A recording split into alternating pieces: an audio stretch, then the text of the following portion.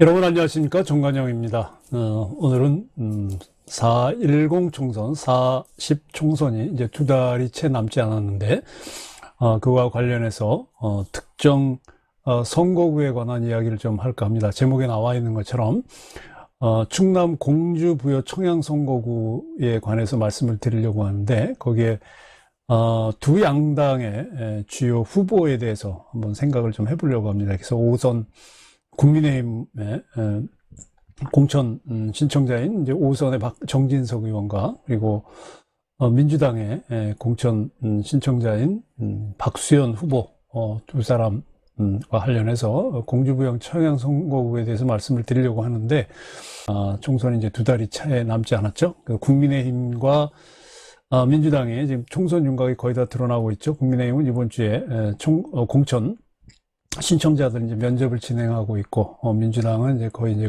총선 심사를 하고 있습니다. 국민의힘 같은 경우는 이제 공천관리위원회에서 공천 신청자 가운데 29명을 그 범죄 경력 여부 등을 이제 조사해서 이제 부적격 기준에 따라서 공천 심사에서 원천 배제를 했죠. 이제 그에 앞서서 또 민주당은 2월 6일 경선 지역 후보자와 또 단수 공천 후보자를 1차 발표했습니다. 그 단수 공천 후보의 1차 발표에 공주부여 청양 선거구의 민주당 후보로 이제 박수현 전 의원이 이제 선정이 됐는데, 특히 이제 주목할 것은 민주당도 그 후보의 도덕성에 상당히 지금 많은 문제들이 있죠. 특히 이제 이재명 대표 같은 경우 사법 리스크가 상당히 많음에도 불구하고 부적격 기준에 교묘하게 빠져나간, 이제 그래서 그거보다 낮은 웬만한 범죄 경력이 있는 후보들은 그냥 다 되는, 또 거기에 이제 친명 위주로 후보를 공천하는 것이 지금 계속 말이 되고 있죠. 그래서 정과 사범에 이제 각종 리스크가 걸려있는 이재명을 공천 적격자로 선정을 했습니다. 국민의힘 같은 경우는 이제 작년 12월 21일 이제 한동훈 비대위원장이 비대위원장직을 수락하면서 이제 출범을 했죠. 그래서 국민의힘 지지율이 이제 상당히 상승세를 타고 있습니다. 특히 이제 수도권에서 민주당과의 그 승부를 한번 겨뤄볼 만하다는 판단이 좀 나오는 것 같고요. 그래 따라서 지금 대체적으로 총선 격전지 중에서 이제 수도권, 그리고 이제 영남, 특히 그 중에서 이제 부산 경남 PK 지역이 세간에 많은 관심이 되고 있습니다. 그런데 오늘 제가 말씀드리려고 하는 지역구는 이제 수도권이 아니고 충남 이제 농촌 지역이죠. 충남 공주부여 청양 선거구에 이제 공천받거나 지금 공천한 후보 중에서 이제 두 양당, 거대 양당의 그 후보들에 대해서 말씀을 드리려고 하는데요.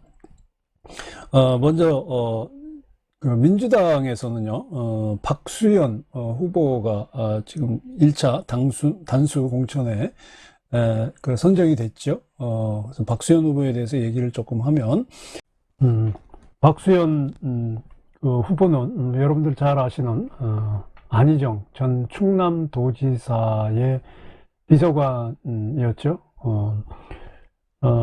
안희정 그 전 충남도지사가 비서 김지은 씨 그 성폭행, 성추행 혐의로 실형을 선고받았죠. 그래서 3년 6개월을 이제 복역을 하고 나왔습니다. 이후에 이 박수현 이건 뭐 청와대 뭐 국민소통 수석도 하고 뭐 국회의장 비서도 하는 이제 이런 정치 이력을 가지고 있었습니다만은 뭐 특별히 민주당 내에서의 역할은 크게 두드러지진 않았습니다. 그런데 이제 박수현 후보가 더 문제인 것은 86 운동권 정치인이라는 그 사실 말고 지난 2월 8일 국민의힘 김경률 비대위원이 유엔 하비타트 한국위원회 사건을 이야기하면서 이제 이 사건이 조명되고 있는데, 이제 이 사건에 민주당의 박수현 후보가 깊이 연관되어 있다는 것이죠. 2월 8일 국민의힘 이제 비대위원회 모두 발언에서 김경률 의원이 한 얘기는 이렇습니다. 2019년 유엔 헤비타트 한국위원회가 설립돼 지난 4년 동안 44억 원을 후원금으로 모은 후 지난해 11월 국회 사무처에서 법인 설립 허가를 취소했는데 초대 회장이 박수현 전 의원이다라고 하는 거죠. 이 헤비타트는 저소득 국가라든지 아니면 저개발 국가에 이제 그 후원금을 받아서 이제 무상으로 또는 그 주거시설이 낙후된 지역에 이런 주거시설을 지원해주는 일종의 그 NGO 단체입니다. 그런데 이제 이게 왜 문제가 됐냐면, 유엔 해비타트 한국위원회가 이제 여기 나오신 거 2019년 11월 13일에 이제 그 출범을 했잖아요. 근데 이 유엔 해비타트 한국위원회 사건은 전말이 이렇습니다. 그러니까 지난 2019년에 이제 여기 이제 유엔에서 유엔 해비타트라는 이름을 걸고 국회 사무처에 비영리 사단법인 등록을 하고, 그리고 이제 박수현 그다음에 이제 그때는 이제 청와대 국민수석 이라는 이제 직함으로 전 청와대 국민소통수석이었죠. 이제 직함으로 해서 초대회장을 맡게 된 겁니다. 그래서 직함으로 이제 초대회장을 맡은 이제 박수현 그 후보가 문희상 국회의장의 비서실장도 지냈거든요. 경력에 보면. 그래서 이 출범식을 보면 이제 사진에 보면 문희상 전 의장부터 시작해서 특히 이제 민주당계 인사들이 굉장히 많이 참석을 했어요. 그리고 당시 이제 문재인 대통령도 축전을 벌였어요. 이제 당시 이때가 이제 문재인 정권 때니까요. 이제 그리고 나서 이제 유엔 해비타트 이제 한국위원회가 사진에 보시는 것처럼 유엔이라는 명칭을 사용하고 또 유엔의 로고를 활용해 가면서 시중은행들을 포함한 이제 아주 대기업 또 그리고 유수의 기업들로부터 44억 원의 모금을 한 겁니다. 후원금을 모금을 했는데, 나중에 알고 보니까 이 유엔 해비타트 한국위원회가 유엔과는 무관한 단체였다는 거예요. 그러니까 뭐 다들 이제 깜짝 놀란 거죠. 유엔 해비타트 한국위는 유엔과 무관한 단체다. 근데 이 제보가 이제 국회 사무처에 들어간 거예요. 그래서 이 제보를 받은 이제 국회 사무처는 이제 사실관계를 조사했겠죠. 근데 보니까 유엔하고 제대로 협약 관계도 맺지 않고 출범을 했기 때문에 유엔과 제대로 된 협약 관계를 맺어라라고 이제 촉구를 했어요. 그런데 이 박수현 의원이 이제 안 한 거예요. 유엔하고 협약을 추진하지 않고 결국 유엔과 아무 상관이 없는 단체임에도 불구하고 유엔의 명칭과 유엔의 로고를 사용을 한 거예요. 마치 유엔의 산하단체인 것처럼. 결국 이제 그 흠결이죠. 이 조직의 흠결이 이제 시정되지 않으니까 국회에서는 작년 11월 이 단체를 법인 등록을 이제 취소를 해버린 거예요. 근데 이게 큰 문제가 되잖아요. 왜냐면 유엔 명칭을 무단으로 사용했죠. 거기에 로고도 무단 사용하면서 거기에 또 44억 원이라는 모금을, 엄청난 큰 돈을 이제 모금을 했는데, 이게 등록이 이제 국회에 등록이 돼 있었단 말이죠. 그래서 국회 운영위원회에서 이 국회 사무처에 대한 이제 국정감사에서 이게 문제가 된 겁니다. 그랬더니 이제 국회 사무처에서 작년 2023년 11월에 법인 등록을 취소를 하고 12월에 영등포 경찰서에 이 박수현 회장이 있었던 유엔 해비타트 한국위원회 사건을 수사 의뢰했다 얘기를 한 거예요. 이제 거기뿐만 아니라 지금 여기에 후원금을 낸 서울주택도시공사 SH라고 하는데, 이 SH도 유엔 해비타트에 엄청난 그 후원금을 냈는데, 이 유엔 명칭과 로고를 이제 무단으로 사용한 이제 유엔 해비타트 한국위원회에 대해서 우리 후원금을 뜯겼다, 사치당했다 이거죠. 사치당했다는 이유로 이 초대 회장을 맡았던 이 박수현 전 의원을 고소를 한 거예요. 그런데 이번 공천심사 때 박수현 전 의원이 민주당 공직선거 후보자 검증위원회 검증 과정에서 적격으로 통과를 했어요. 그리고 말씀드린 것처럼 지난 2월 6일 충남 공주부여 청양에서 단수공천까지 받는 어처구니 없는 일이 일어난 겁니다. 물론 뭐 민주당 대표 이재명의 사법 리스크와 정과 사범이라는 기록에도 불구하고 공천 적격을 받았으니 뭐 박수현 정도는 뭐 조족지혈이라고 생각을 했었겠죠. 초대 회장인 박수현 전 의원이 이제 44억 원을 모금을 해서 이제 어떻게 썼냐 하면 보면, 지금 언론에 보도된 바에 의하면 그렇습니다. 2022년 충남 공주 부여 청양에 공공의 도시 사업에 3억 2천만 원을 쓴 걸로 나와 있고요.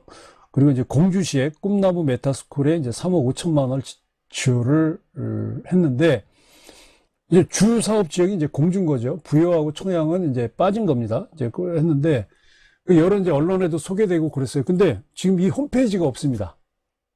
이 사업을 했던 홈페이지가 없으니까 뭘 했는지 모르고, 그리고 문제는 이 법인이 이제 그 등록이 취소되면서 보았던 그때 그 회계 장부를 보니 자본이 완전 자본 잠식 상태가 된 거예요. 완전 잠식된 상태였기 때문에 돈이 하나도 안 남았다는 거죠. 44억 원이 하나도 안 남은 상태이기 때문에 여기에 후원금을 내거나 법적으로 문제가 있어서 다시 그 반환 요청을 하려고 하더라도 법적으로 환수할 방법이 없는 겁니다. 그러니까 이게 지금 뭐하고 같은 거냐면 그 김경률 그 비대위원이 얘기한 것처럼 이게 그 윤미향이 이제 회장으로 있었던 정의기억연대나, 그리고 지금 유시민이 이제 그 대표로 있었던, 이사장으로 있었던 노무현재단, 그리고 이제 박수현 전 의원이 그 초대 회장으로 있었던 이 유엔 하비타트 한국위원회가 공통적으로 가지고 있는 게 이게 지금 이 회계부정 사건인 거예요. 민주당의 아주 대표적인 정치인들이 지금 회계부정에 다 지금 물려 있는 거예요.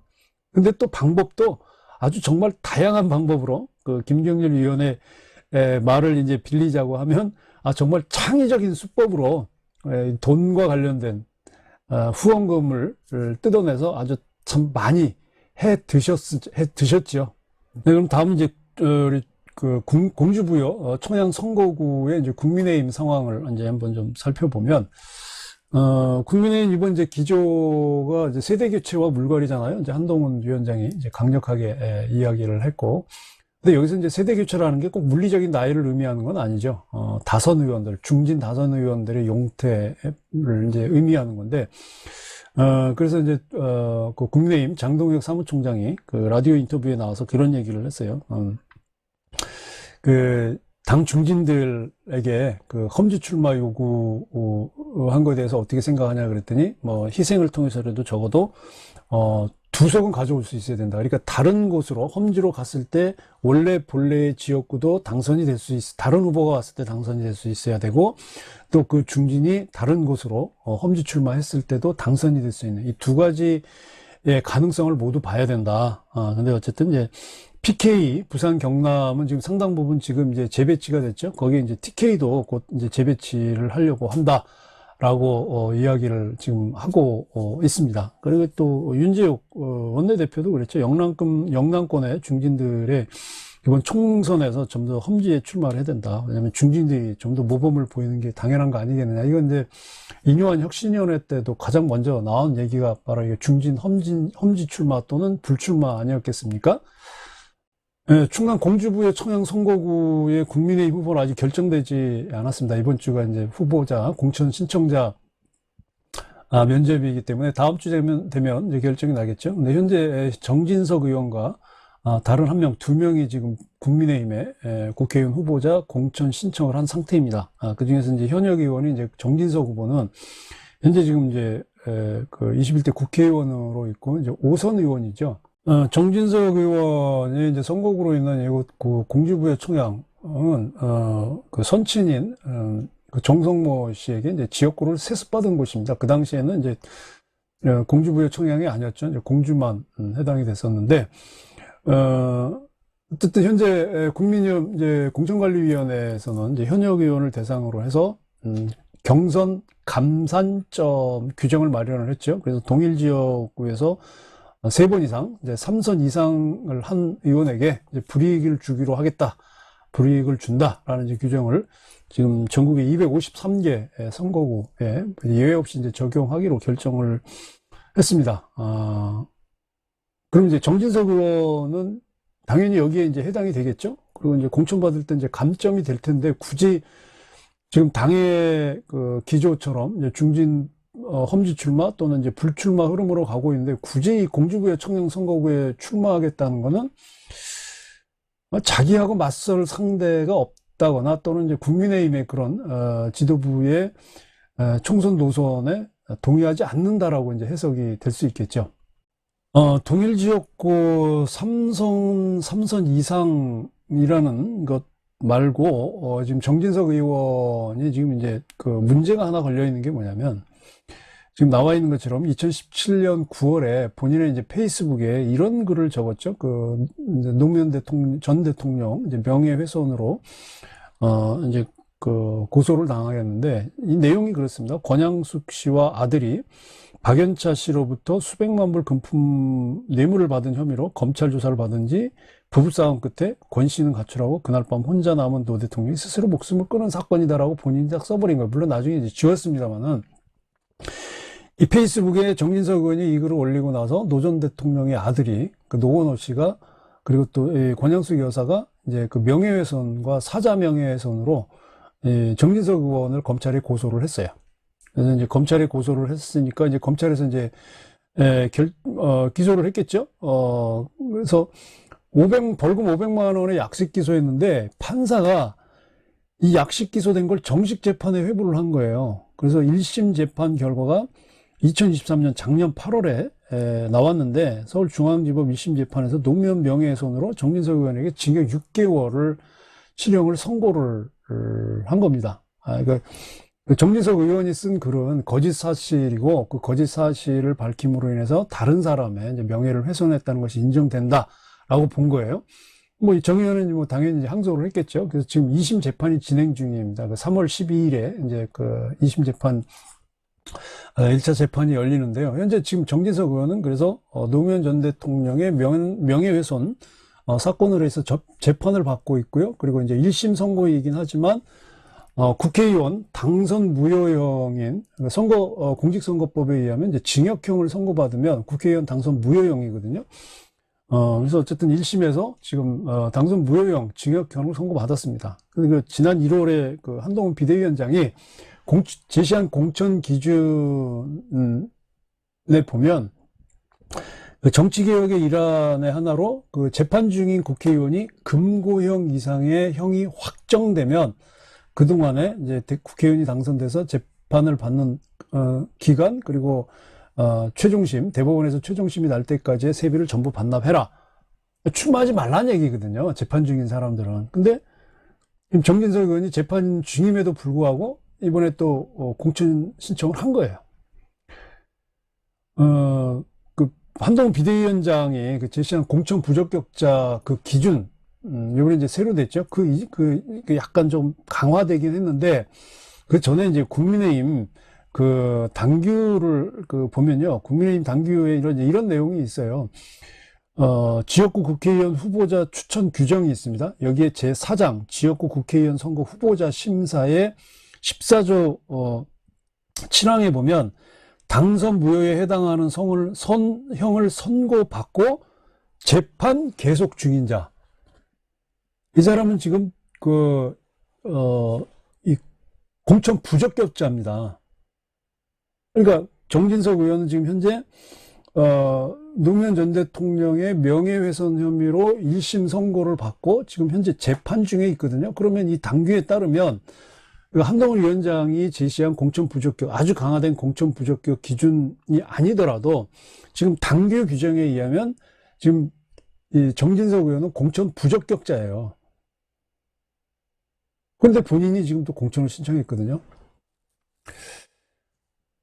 참, 어떤 생각으로 냈는지, 공천 신청을 했는지 모르겠습니다. 이제 2월 말이면 이제 공천 심사가 다 끝나겠죠? 양당 모두 끝나고, 이제 최종 그 후보자들이 이제 결정이 될 텐데요.